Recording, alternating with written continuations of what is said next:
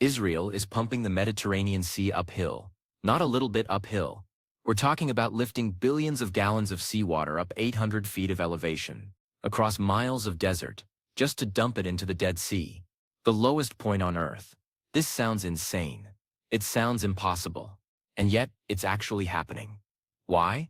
Because if they don't, one of the most unique natural wonders on the planet will be gone in 50 years. Stick around, because this engineering nightmare is way more desperate than it sounds. Let's start with the problem. Because most people don't realize how bad things have gotten. The Dead Sea is dying. And it's dying fast. Every year, the water level drops by about 3 feet. That's a meter for everyone using sensible measurements. 3 feet might not sound like much, but when you're talking about a body of water that's already shrinking, 3 feet per year adds up horrifyingly fast. In the last 50 years, the Dead Sea has lost a third of its surface area. A third. Imagine if Lake Michigan just disappeared by a third in your lifetime. That's what's happening here. The shoreline is retreating so fast that hotels built on the beach in the 1980s are now over a mile inland. Beaches have become mudflats.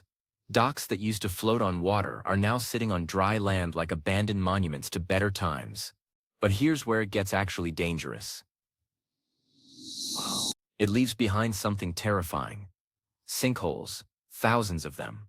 The Dead Sea region now has over 7,000 documented sinkholes, and more appear every week.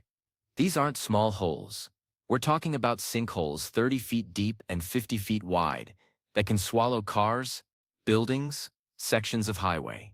In 2015, a sinkhole opened up and consumed an entire beach resort. One day it was there, the next day it was gone, replaced by a crater. Why does this happen? The science is actually pretty straightforward and kind of horrifying. For thousands of years, the Dead Sea was fed by the Jordan River. Fresh water flowed in, carrying minerals. The water evaporated in the intense heat, leaving behind salt. That's why the Dead Sea is so salty, about 10 times saltier than the ocean. You float in it because the water is so dense with minerals. But over the last century, humans have been taking water from the Jordan River. Israel takes water. Jordan takes water. Syria takes water. Everyone needs it for drinking, for agriculture, for survival in one of the driest regions on Earth. The river that once carried 370 billion gallons of water per year to the Dead Sea now carries maybe 10 billion. It's been reduced to a trickle. Without fresh water coming in, the Dead Sea's water level drops. And as it drops, something happens underground. The Dead Sea sits on top of an aquifer, underground water sources that have been there for thousands of years. These aquifers are filled with fresh water or at least less salty water. When the Dead Sea level was higher, the pressure from all that heavy salt water kept the aquifer water in place. But now, the pressure is gone. Fresh water from the aquifers flows toward the receding Dead Sea shoreline. As it flows, it dissolves underground salt deposits that have been stable for millennia. These salt deposits are like structural pillars holding up the ground. When they dissolve, the ground collapses. Boom. Sinkhole. This happens without warning. You could be driving on a road, walking on a beach, standing in a parking lot, and suddenly the earth just opens up beneath you. The economic impact is staggering. Tourism has collapsed in areas affected by sinkholes. Who wants to visit a beach that might swallow you? Infrastructure is constantly being abandoned. Roads have to be rerouted. Buildings have to be evacuated. The Israeli government estimates the economic damage in the billions of dollars and climbing every year. But it's not just economics. The Dead Sea is culturally significant. This is where the Dead Sea Scrolls were found. This is one of the lowest points on Earth, 1,410 feet below sea level. It's mentioned in religious texts going back thousands of years. It's a natural wonder, a place where people have come for healing properties for generations. Losing it isn't just an environmental disaster. It's a cultural catastrophe. So what's the solution? Here's where it gets wild. Israel, Jordan, and to some extent the Palestinian Authority have come up with a plan so audacious, it barely seems real. They're going to build a pipeline from the Red Sea to the Dead Sea. Not a small pipeline. A massive pipeline, capable of moving hundreds of millions of gallons of water per year. They're going to pump seawater uphill, across some of the most hostile desert terrain on the planet, and dump it into the Dead Sea. This project has been talked about for decades. Plans were drawn up in the 1960s. Environmental studies happened in the 1980s. Feasibility studies in the 1990s and 2000s. But it always seemed too expensive, too complicated, too risky. Until recently, when everyone realized that doing nothing was no longer an option. The Dead Sea is dying now, not in 100 years. Now, the current plan, called the Red Sea Dead Sea Water Conveyance Project, is genuinely mind-boggling in scope. Here's how it works. They're going to build an intake facility on the Red Sea coast near Aqaba, Jordan. This facility will pull in seawater. Lots of it. The target is eventually pumping around 53 billion gallons per year. For comparison, that's enough water to fill about 80,000 Olympic swimming pools. But here's the first problem. The Red Sea and the Dead Sea are not at the same elevation. The Red Sea is at sea level, obviously. The Dead Sea is 1,410 feet below sea level. But between them, mountains.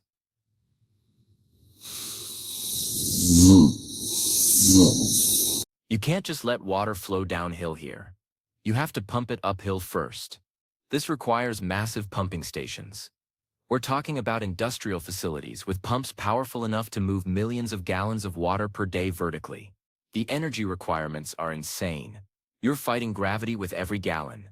Pumping water uphill is one of the most energy-intensive things you can do, and they're going to be doing it continuously, year after year.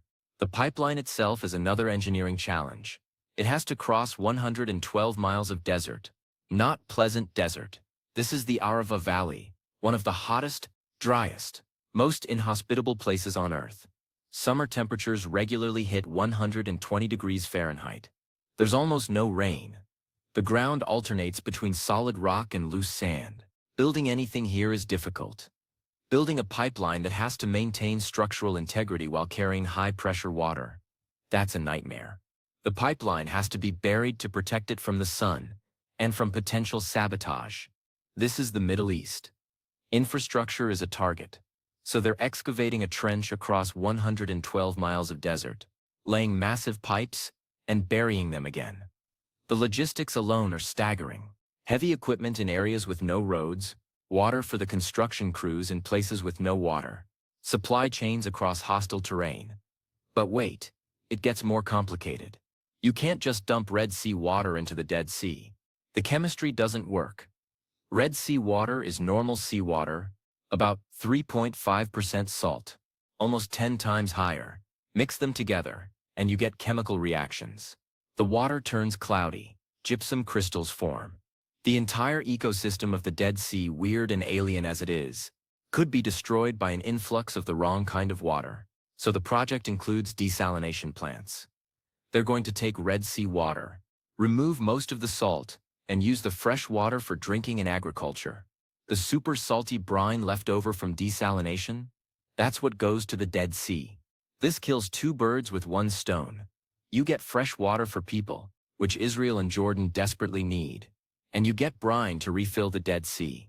The desalination facilities themselves are massive undertakings, forcing seawater through membranes at high pressure to separate salt from water. These facilities are energy hogs. They require enormous amounts of electricity. In a region that's already struggling with power generation, adding desalination plants that need to run 24/7 is a significant challenge. Here's where the geography gets interesting again. Once the water is up and over the mountains, gravity becomes your friend. The Dead Sea is 1,410 feet below sea level. Remember? So after you pump the water uphill, you can let it flow downhill to the Dead Sea. That massive elevation drop can be used to generate electricity through hydroelectric turbines. The plan includes power generation facilities built into the pipeline. As the brine flows downhill toward the Dead Sea, it spins turbines and generates power. This power can offset some of the energy costs of running the pumps and desalination plants. It doesn't cover everything, not even close, but it helps. You're essentially using the Dead Sea's ridiculous elevation to claw back some of the energy you spent getting water there. The engineering for this is complex. You have to control the flow rate precisely. Too fast and you damage the turbines. Too slow and you don't generate enough power. The pipeline has to handle the pressure changes as water flows from high elevation to low, You need safety valves, pressure relief systems, monitoring equipment every mile. This isn't a simple pipe. It's a controlled system with thousands of components that all have to work perfectly. Now let's talk about the political complications. Because this is the Middle East, and nothing happens without political drama. The pipeline crosses borders. It goes through Jordan.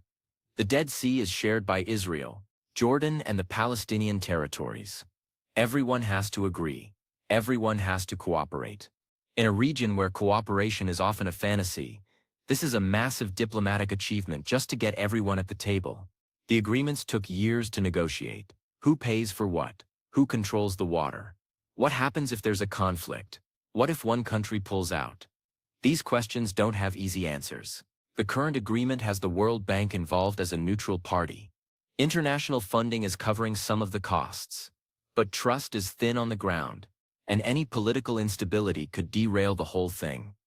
There's also the environmental opposition. Yes, the project is meant to save the Dead Sea, but environmentalists have concerns. What happens to the Red Sea ecosystem when you start pulling out 53 billion gallons per year? That's a lot of water. The intake facility will suck in not just water but fish, larvae, plankton, everything. Screens can reduce this, but they can't eliminate it. You're impacting one ecosystem to save another. Then there's the question of what happens to the Dead Sea itself. Even if you refill it, will it be the same? The water chemistry will be different. The brine from desalination has different properties than the natural Dead Sea water. Some scientists worry about creating a different Dead Sea, one that looks similar but has lost its unique characteristics. And there's the sinkhole problem. Will adding water to the Dead Sea actually fix the sinkholes? The answer is maybe. If you raise the water level, you restore some of the pressure on the underground aquifers. This could slow or stop the salt dissolution that causes sinkholes. But sinkholes that have already formed aren't going away. And if the water level rises too slowly, sinkholes will keep forming in the meantime. The timeline for this project keeps getting pushed back. Original plans called for completion by 2020, then 2025. Now they're talking about the 2030s for full operation. Part of the delay is funding. This isn't a cheap project. Estimates put the total cost somewhere between $10 and $15 billion. That's a lot of money for countries that have other pressing needs. Part of the delay is technical challenges. Every time engineers do detailed surveys, they find new problems. The geology is more complicated than they thought. The water chemistry requires more treatment than planned. The energy requirements keep going up. It's the nature of megaprojects. They always take longer and cost more than the initial estimates. But here's the thing. They don't really have a choice. The alternative is watching the Dead Sea disappear. And it will disappear. Without intervention, projections show the Dead Sea shrinking to a fraction of its current size within 50 years. The sinkholes will keep multiplying. The cultural loss will be irreversible. So despite the challenges, the project moves forward. Construction on some preliminary sections has already started. Pilot programs for the desalination facilities are running. The pipeline route has been surveyed and cleared in some sections. It's happening, just slowly like everything else in infrastructure. There are alternative proposals that keep getting floated. Some people suggest just letting the Jordan River flow naturally again. Stop diverting water. Let the river refill the Dead Sea the way nature intended. Sounds great in theory. Impossible in practice. The population of the region has exploded since the 1960s. Millions of people depend on that water. You can't just turn off the taps and tell them to figure it out. Others propose smaller, more localized solutions. Build desalination plants on the Mediterranean coast. Use that water to replace what's being taken from the Jordan River, and let the Jordan River flow to the Dead Sea again. This would work, but it's almost as expensive as the Red Sea pipeline, and doesn't provide the hydroelectric benefit or the direct brine injection. Some truly wild proposals involve using nuclear power to desalinate water on a massive scale. Israel has nuclear technology. Jordan could develop it. Build nuclear-powered desalination plants and produce unlimited fresh water. Solve the water crisis and the Dead Sea problem simultaneously. But nuclear power in the Middle East raises concerns that go way beyond engineering. The Red Sea-Dead Sea pipeline, despite its challenges, is the most politically viable option. It involves international cooperation, which everyone likes to see. It provides benefits to multiple countries. It uses proven technology, even if the scale is unprecedented. And crucially, it's actually moving forward, which is more than you can say for most of the alternative proposals. Here's something most people don't realize. The Dead Sea isn't the only place facing this problem. Inland seas and lakes around the world are shrinking. The Aral Sea in Central Asia has lost 90% of its water in 50 years. Lake Chad in Africa is a fraction of its former size. These water bodies are disappearing due to human activity, and the consequences are devastating everywhere it happens. What makes the Dead Sea different is that someone is actually trying to fix it. This pipeline project, crazy as it sounds, represents hope, but as a model for what can be done when water resources are managed catastrophically badly and need to be fixed. If this works, if they can actually refill the Dead Sea and stabilize it, that's a blueprint for other regions. But it's also a warning. The Dead Sea didn't dry up overnight. It took decades of poor water management, conflicting national interests, and short-term thinking. By the time everyone agreed action was needed, the damage was already severe. The lesson is clear: manage water resources sustainably from the start, or pay billions to fix them later. Prevention is always cheaper than cure. The human element of this story often gets overlooked. There are people who've spent their entire careers working on this project, engineers who've dedicated 20 or 30 years to solving the technical challenges, diplomats who've spent decades getting everyone to agree, scientists monitoring the Dead Sea, documenting its decline, trying to understand what's happening underground.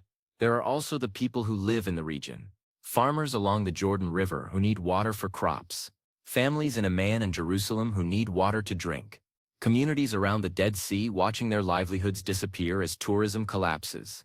These aren't abstract problems. Real people are affected every day.